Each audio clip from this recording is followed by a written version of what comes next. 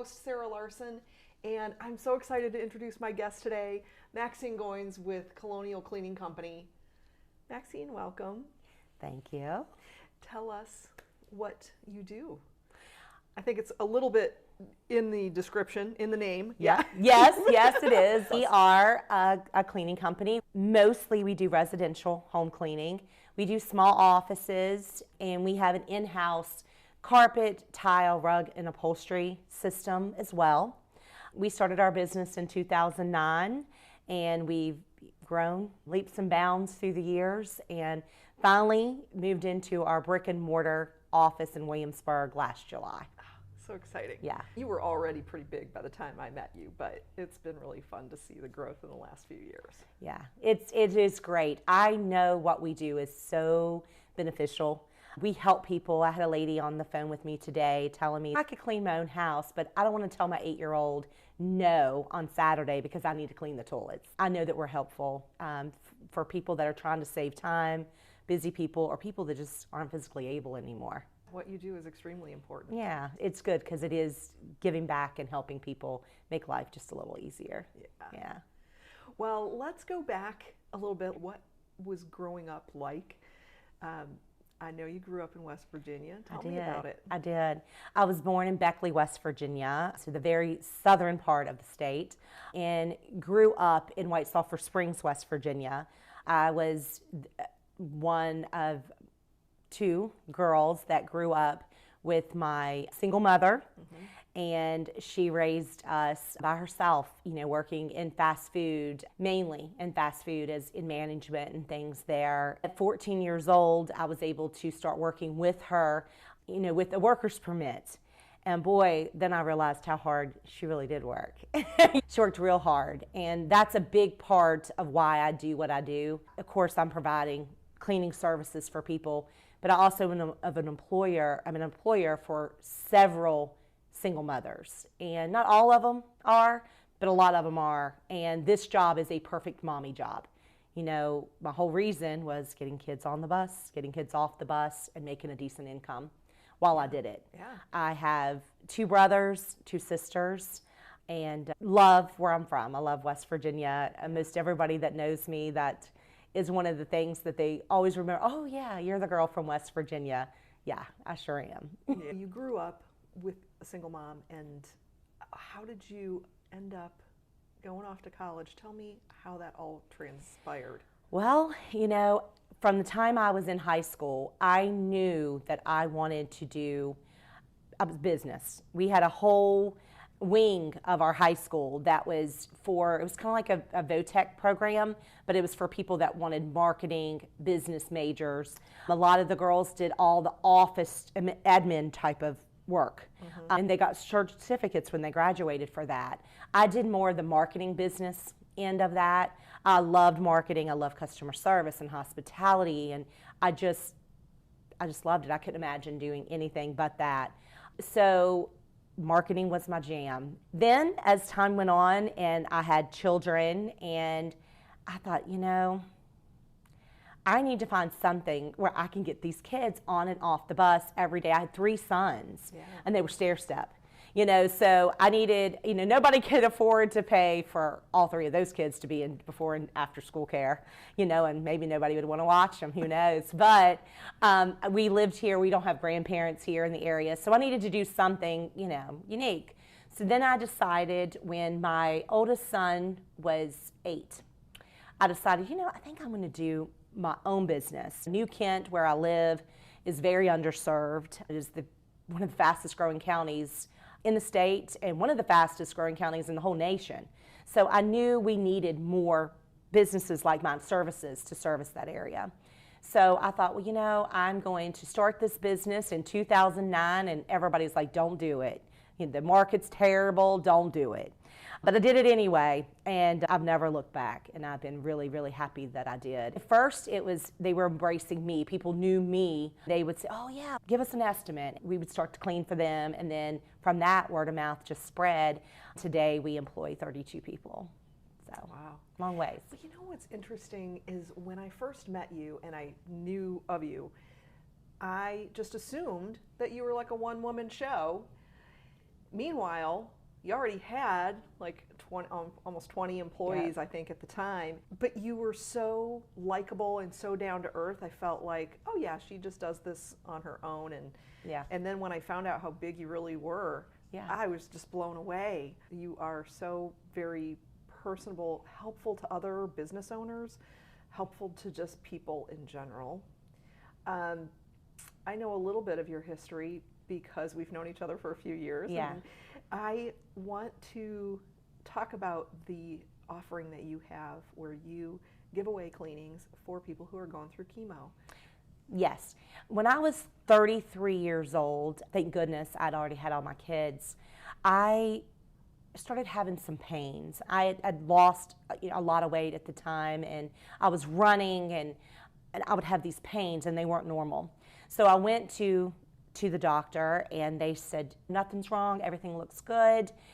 And I said, well, can I have an ultrasound? And no, I don't really think it's necessary. And I said, well, the little voice in my ear was like, make them. I've always had the gift of gab. So I said, even if I have to pay for it myself, I want an ultrasound. Well, okay, so they scheduled me one next week. The very next week, she was doing the ultrasound. She had done the ultrasounds of my kids. And I knew pretty quickly that something was wrong. So it was 3 weeks before Christmas. I had 3 young children. And within 72 hours from that ultrasound, I was meeting with oncologists to see if they would even take my case. I had an ovarian cyst that was wrapped in my bloodline, was cancerous, had to start banking blood for the upcoming surgery. And I remember meeting with my oncologist, and I was like, I'll be able to go back to work in 4 weeks or so. She said, you know, I appreciate your optimism. I don't know that you'll be alive in 6 months. And that was a splash of cold water to my face. But in my heart, I knew that no matter if I lived or if I didn't, I knew I was okay. I prayed, of course, please let me see these beautiful kids be raised. And, I know there's more for me. After about a 12-hour surgery, I woke up and this surgery was successful, and they got every bit of it. Every bit of it. I remember waking up and her saying to me, I don't get to give good news every day, but you're going to be okay. I was like, really? She said, yes. Had I waited, more than likely it would have ruptured, and that would have been the cause of my death, not the cancer. Mm-hmm. But I made it. And so then I was like, I really wanted all the time I could have with my kids. And right after that is when I started my business. So I remember those days when I was so sick and I had these little kids. They don't know that their mom's sick, and they shouldn't know. But still, laundry had to be done. Groceries had to be gotten. My husband could not afford to miss work. He had to work. Our parents don't live here. So my friends really rallied around me. I mean, I had people bring food. They were doing my laundry for me. They were doing my house cleaning for me. And it was just a huge help. So once we got into our cleaning business, I knew I wanted to give back, helping other people that are going through that same fight, that maybe had that cold glass of water thrown on their face. Just give them a little small blessing. So what we offer is we take nominations all the time, and people reach out to us and they say, we have a neighbor that she's just been diagnosed with cancer. It doesn't matter her age. It doesn't matter her cancer. She could really use a blessing. Or maybe her husband's been diagnosed. I had a family out in New Kent County. They had their daughter diagnosed. And for 2 years, we cleaned their house absolutely for free, because I personally could not imagine being a mother of 4 kids and one of them being that sick. That's the least we could do is give her, 6 hours a month? That's what we provide. And today we've provided about $50,000, probably over that now, in free cleanings. I don't do questions asked. If there's a need there, I want to do it. That's the reason that is so important to me. I love that. I know that people appreciate that. Oh yeah, I wish more people would ask for it. So many times I get nominations, And then when I reach out to the people that were nominated, I think they think it's a scam. Oh, no. They do. They think that it's a scam. They're like, no way.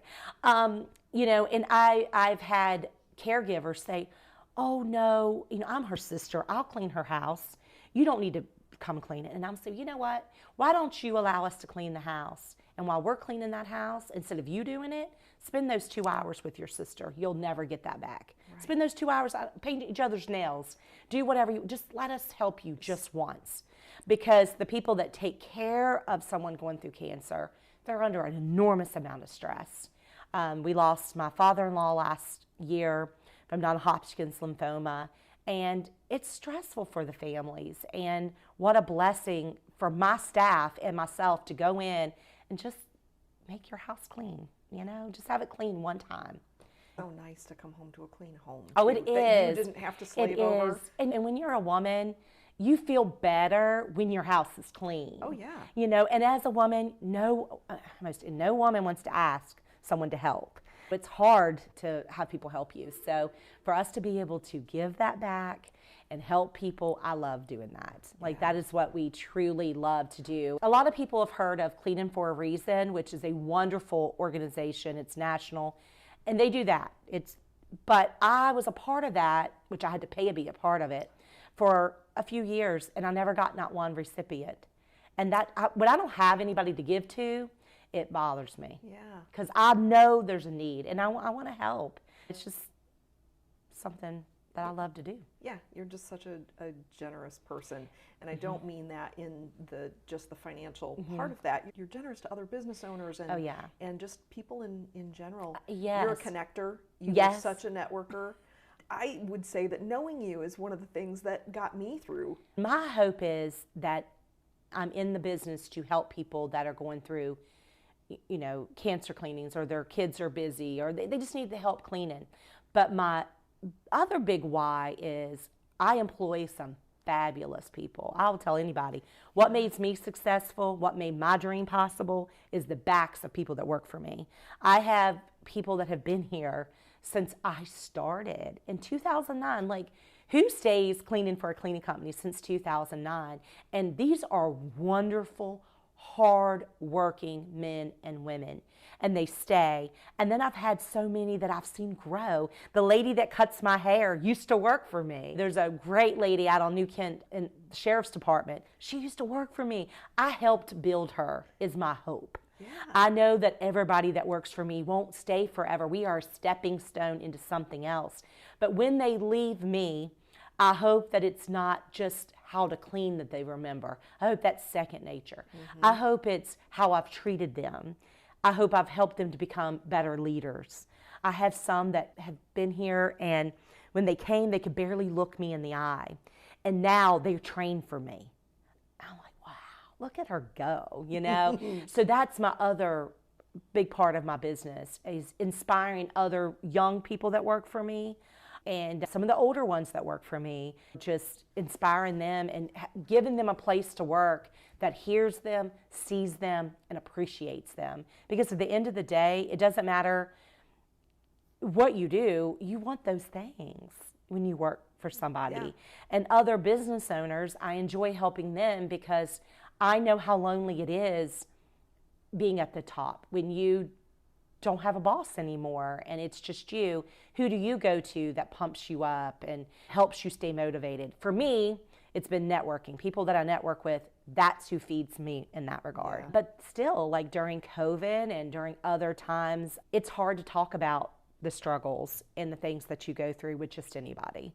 Oddly enough, when you came in today, I was helping somebody in another cleaning company that offers services in a different part of the state, and I was trying to help her through one of those difficult days. Because that's what it takes. I know that's something that lights you up for sure. It does. It makes me very happy. I've always been a leader. I've always been a very hard worker.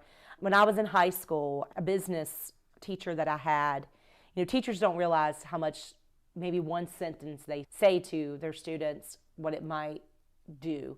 I had a business teacher, and I took his classes all 4 years of high school. And I remember him saying to us, it doesn't matter what you do, whether you work at McDonald's, exactly what he said, whether you work at McDonald's and you're flipping burgers or you're the CEO of some powerful company. To be successful, be the hardest working person in the room, but more than that, surround yourself with people that are better than you are. Because that is what makes a successful company. Yeah, I can get customers all day long. I'm good at that. I love it. I love helping my clients, but I can't keep them. My staff keeps my clients. And I look at these hardworking men and women, and some of them, their kids were 2 when they came here, and now they're seniors in high school. And I'm like, oh my gosh, I've been such a big part of their lives, and they've been a big part of mine. So that part of the business world I liked. When I started my cleaning business, I was good at customer service, and I was good at scheduling, and that I was terrible at the accounting part. Oh, I still hate that part. But I learned you can hire that out. That's right. That's right. You don't have to keep doing that. I had to learn the basics because it was beat into me. You have to at least know what's going on. Sure. One thing that I struggled with was management, because I am such a people person and I'm a people pleaser, that management came very hard to me. It was hard for me to delegate and to trust that other people would do what I said to do or what I had promised a client that we would do. And it's been 14 years, and it's still the hardest part of my job. Is I take it very serious and personal. Like, am I a good manager? Yeah. Have I left my employees feeling better about themselves? I ask on every review, what can I do to make this year better for you? I just love that philosophy, what you said earlier about your employees are the ones who keep your clients. They do. Because I think a lot of employers don't really consider the fact, they think it's them that built this company and made it what it is. Yeah. And yes, of course, it wouldn't have started if it hadn't been for that person. But what keeps it going is absolutely the staff, if you're not a solo entrepreneur. And it's something that I think our poor millennials and Gen Zs get a lot of crap for. Yeah. Not wanting to work or that kind of thing. But I think what happens is we say, oh, their expectations are too high or whatever. But really, is it just that we're not treating them well enough? I think that's a whole lot of it. And, for me, has there been times that I've lost my cool and I wish I wouldn't have, or the stress of the business gets to you, and sometimes it comes out in front of your employees and you shouldn't have. But I always tell my employees, a bad day doesn't make you a bad person. Yeah. Losing your cool every now and then is usually just because you're real passionate about whatever you've lost your cool about. For me, my heart is how I tend to manage. And a lot of people will say, you should not do that. And I have to say, I probably should not always do that. But it is truly who I am. So I think when you are learning to manage people, you have to do what's natural to you. Not very many people have employees that before they hang up with you say, love you, boss. I have a lot of those. And they could work anywhere. Yeah. They're good enough to work anywhere, but they choose to work for me. Just like my clients, there is tons of talented, wonderful cleaning companies in this area, but they choose to do their business with me and with our girls and guys that work here. That is so valuable, and I don't take that lightly ever. Yeah. I tease, like, my office manager is my daughter-in-law, and she came from a whole different background, but she's fallen into this so well. And I see her, and it lights me up, because when I see her, I see me 23 years ago, and I see her learning and evolving, and that's what we're supposed to do. Yeah. She didn't think she was a leader. She's more quiet, more reserved than I am, but she's a very good leader. And what she's better than a lot of people are, including myself at times, is she's a good listener. And to be a good boss, you need to be a good listener. Yeah. And to be in customer service, you got to be a good listener. One of the things that I absolutely love about you is just how authentic you are. You are so Maxine, and you're not putting on airs. You're not trying to be somebody that you're not. you really are just heart on your sleeve, caring person. And it shows when you talk about your clients and when you talk about your staff. Yes. And I love all of that. Anybody that is in business, your business is like a baby. It's like a kid, so you're defensive over that kid, and you're happy and proud of that kid, so that's a big part of people that are going into business. Be proud of it, be excited and engage with your staff. My clients see my staff, they don't see me. My staff sees my clients, they don't see me. They only see us when they're picking up their supplies and things, and I get a very minimal amount of communication with them. Mm-hmm. Life is hard enough. Having a place to work for that is comfortable and is good and that hears you and sees you is what most people want. That's all they want. And I think that is where the real magic will happen in most every relationship, whether they're in their 50s or they're 20 years old. I have 19-year-olds that work here. Their drive and their ambition and their perfection of how they treat people and clean amazes me. If that's the world that we're going to get, we're going to be okay. Yeah. But I tell them that they're good. I tell them that they're valuable. And I have worked places, as we all have, that it doesn't matter how hard you work, you feel like nobody really sees you or appreciates you. And when you see a 19-year-old or a 50-year-old that works for me, and I say, hey, I just want you to know you are crushing it. Like, you're getting, clients are telling us what a good job you do. They're requesting you. You keep it up. We love this about you. And they really like, oh, thank you. And then they'll work even harder. Yeah, and I don't tell them that if they aren't doing well. I'll tell them that too. Like the teachers always did throughout my life and my kids' life. What are 3 things you're doing good? Mm-hmm. And what are 3 things you can improve on? Nobody just wants to hear the bad all the time. Of course not. Nobody wants to hear that. All right, so I really like to talk about disruption, as you know. And I want to visit a couple of things that I know were disruptions for you. Mm-hmm. One, the cancer, obviously. The reason that I want to talk about these things through that lens is because I feel like it inspires other people to figure out, how do I get through a situation like that? Mm-hmm. You talked about that cold splash of water on your face when you were told that you might not make it 6 months with cancer. What did you do that helped you get through that to the point of the surgery and then finding out that that you were going to be okay? Yeah, I am very much hard on my sleeve. I'm very extroverted. I love to talk, that's for sure. I don't think anybody's going to notice that. No, not at all. But that was something that I really withdrew with. When I got my cancer diagnosis, I really withdrew. Like, I didn't want anybody to know. Only my very close circle. I had people that prayed for me, and there would be days that my mind would be racing. That's all you could think about. And I would just start saying the Lord's Prayer over and over again in my mind, and then all of a sudden, I'd be thinking about something else.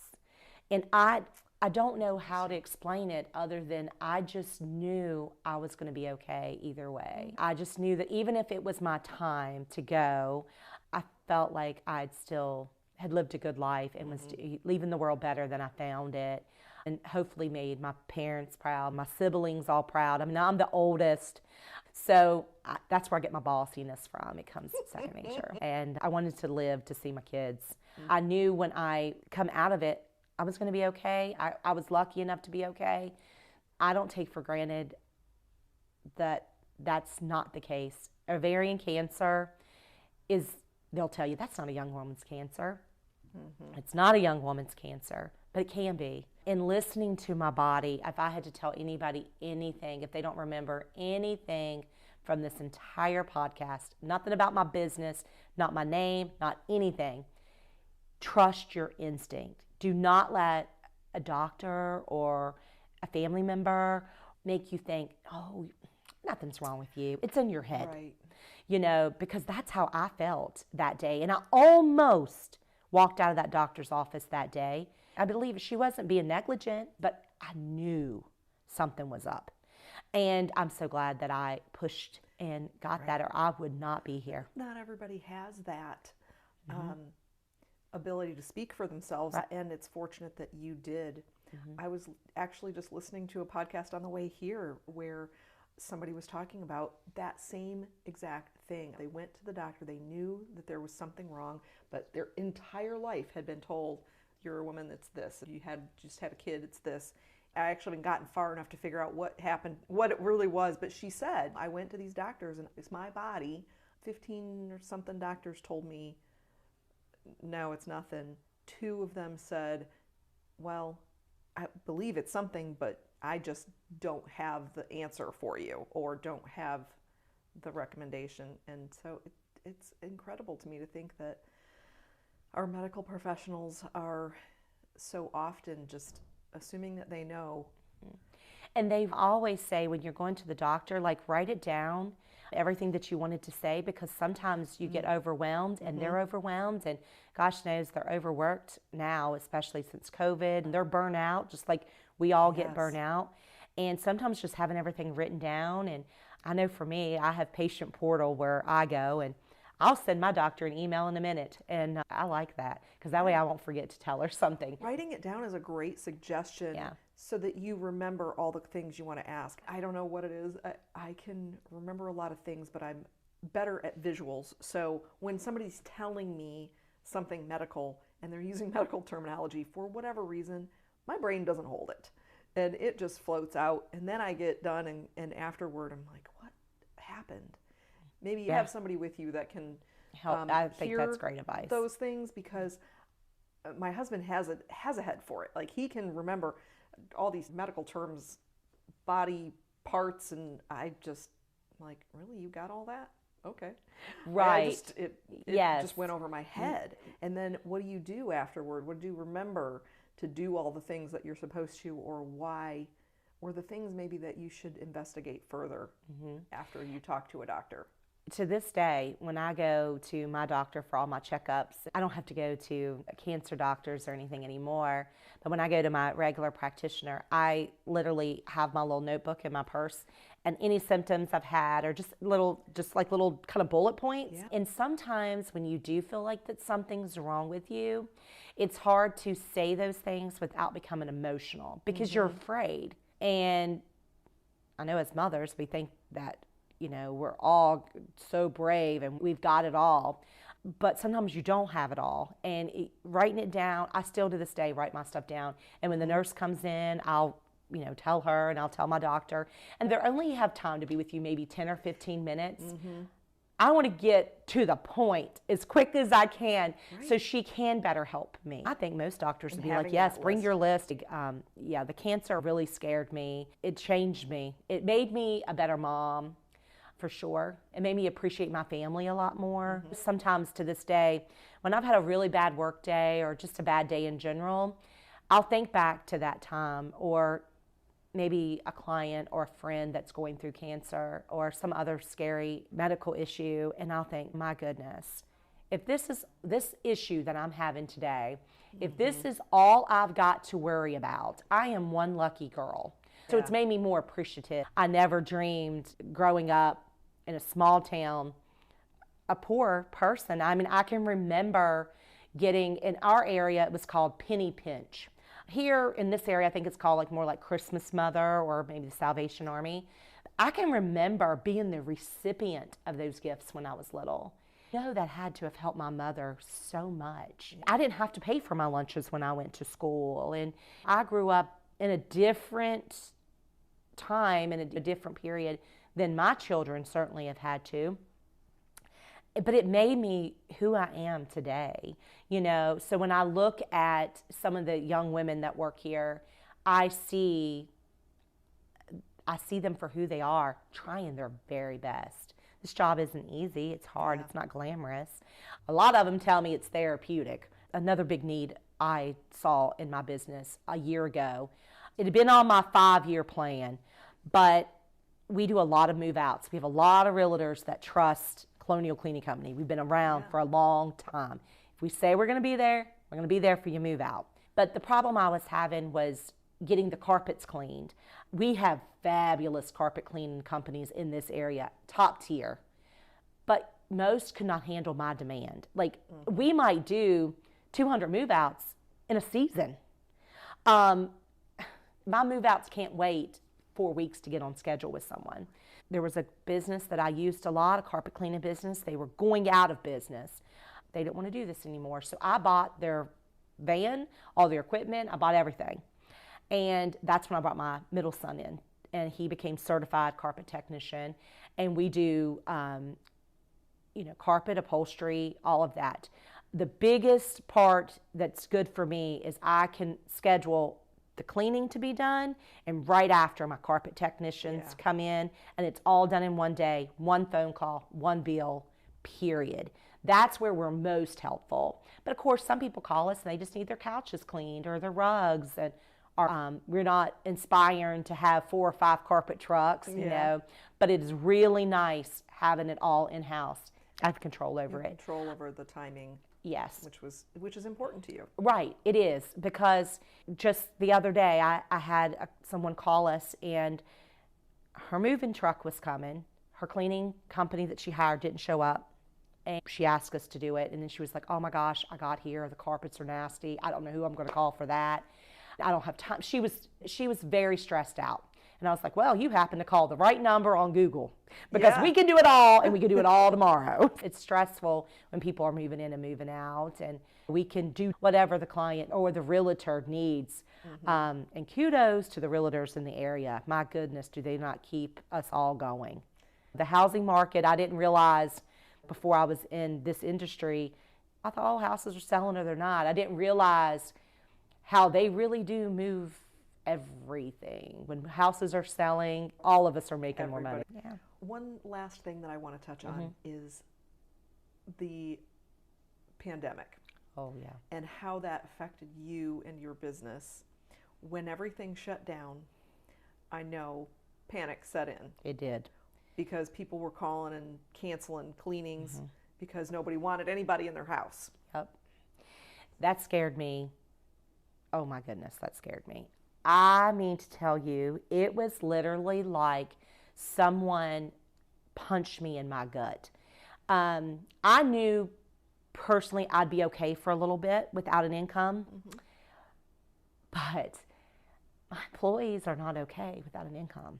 And that freaked me out more than any of it. I will honestly say, for 2 or 3 days, I couldn't even answer the phone. I could not talk. I just couldn't. I was so afraid of what my employees, more than anything, what in the world are we going to do with no work? Yeah. Like, what are we going to do? So that's where networking came in. I had some people that I've networked with through the years call me and say, hey, little girl, one in particular, how you doing? Not too good. I'm scared. Like, what in the world am I going to do? And he said to me, he said, you know, you're going to be okay. I was thinking about you because this has to be such a shock to you, because he's much older than I am in business. And he's like, you know, gosh, you've not been through anything like this. None of us had. But you're going to be okay. And I was like, I'm depressed. I'm scared. And he said, well, you're not going to do anything by being that way. You've got to pull up your bootstraps. You've got to engage, and you need to get it together. And I was like, you're right. I'm going to get it together. Thank goodness we have clients that believed in us and employees that weren't too afraid. When customers said, well, yeah, we really do still need it cleaned. Okay, this is what we're going to do. We're going to wear masks. We're going to clean our vacuums. We'll come in with nothing but ourselves and use all of your products. Because there again, some people are not able to clean. Yeah. We take it for granted. Some people, it's not safe for them to get on their knees and clean around their toilets, but they still need it clean, you know, now more than ever. Right. Because you can't have all these germs. I mean, oh my goodness. There again, we were lucky because people knew if they had Rebecca, they've had Rebecca for 3 years. Okay, well, Rebecca's going to come to my house like she always has every Tuesday. She's going to wear the appropriate amount of things. We will wear it while she's in our house, and we're going to get through this. So about a month or so, it was really scary. Then all of a sudden, we got busy again. People were like, okay, this is what we got to do. Then people started having to work from home. Well, guess what? I know from having a home-based business. You talking about never having time to do anything, working from home. People say, oh, it makes it easy. Well, you don't have to drive. That's the only easy part. Other than that, it's hard. Because now there's no clear definition of lunchtime. There's no clear definition, oh, it's 4 o'clock, let me clock out. I guarantee you, most people that work from home, most of them log more hours than people that come to the office. Because at 4:30, I know it's time for me to leave. You know what I mean? But when I was at home, honestly, sometimes it'll be 8 o'clock and I'd still be answering voicemails and emails. So they realized, oh, guess what? We're at home. All my kids are home. I can't do all of this and clean. Something has got to give here. Well, plus everybody's home and they're all working from home. And so it's dirtier. House is dirtier than usual. So, Yeah. Makes so sense. Then they welcomed us back in their homes, and I'm like, oh my goodness. So we had a couple of months there that we did hit, a low. But thank goodness I didn't give up. And I had faith in my employees and my customers. I had trust, which is wonderful. Then the houses were really selling. Well, nobody wants to really move into a dirty house then. They wanted to move out of all move outs. They wanted it nice when they moved in. Okay, well, good. Now we could go do that. And relying on other business owners and friends helped me through that. The pandemic has made me much more likely and better at talking to other business people real. About the bad stuff. We all want to talk about the good. Well, nobody wants to say that they're struggling in their business because it's a shame. It's the stories we tell ourselves. I'm terrible because I'm struggling.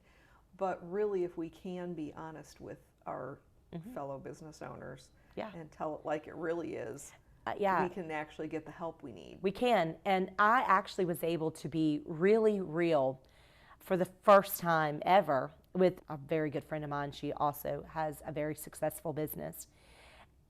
And through that pandemic, I was kind of able to share with her some of the struggles that I was going through.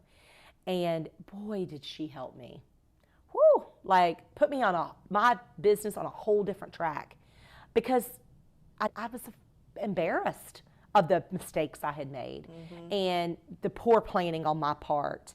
When you come into business, it's exciting. You're marketing, you're doing all of this, but that back end will make or break you. And I didn't understand it like I wish I had when I started.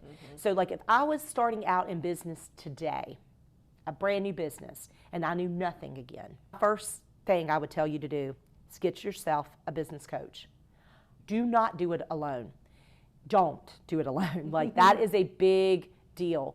Even if that coach doesn't know your business, she will be able to link you up, or he will be able to link you up and fire you up.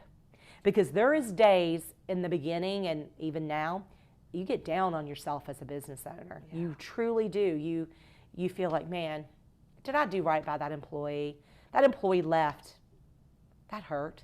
Did I do her right when she left? I made a mistake. I didn't file something on time. I didn't know. Networking is how I learned about the PPP. It's how I learned about EDL. The people I networked with, my banker stayed on the phone with me to 1 a.m. in the morning to make sure I got my EDL, to keep my employees paid. I could not have done any of that pandemic if I had put myself in a bedroom and not opened the door. But if I was going in business for myself, I'd get a business coach. I would find myself a really good manager of my money, like a banker. Doesn't have to be an investment person first. Get yourself a good banker that you can trust. Business coach probably can help you with that. Marketing, email, all of that set up. That's so important, because you will become successful much quicker if you have people that can help you. I didn't know then I could have outsourced my bookkeeping. Let them do it. Right. You know, if you're not good at marketing, outsource that too. Let somebody else do your website. Find out what other people are doing and how it's worked for them. I started off at a credit union. That's who I banked with forever. Well, finally they told me, you know, we really aren't in the business to support your business. You need something better. Hey, I appreciated that credit union for telling me you need better. They didn't tell me who to go to. They let that be my decision. But it's hard because maybe you're embarrassed. Think your business isn't doing as good because you don't have as much capital. Right. Well, more than likely, you're not alone. Right. You know, I didn't know about SBAs.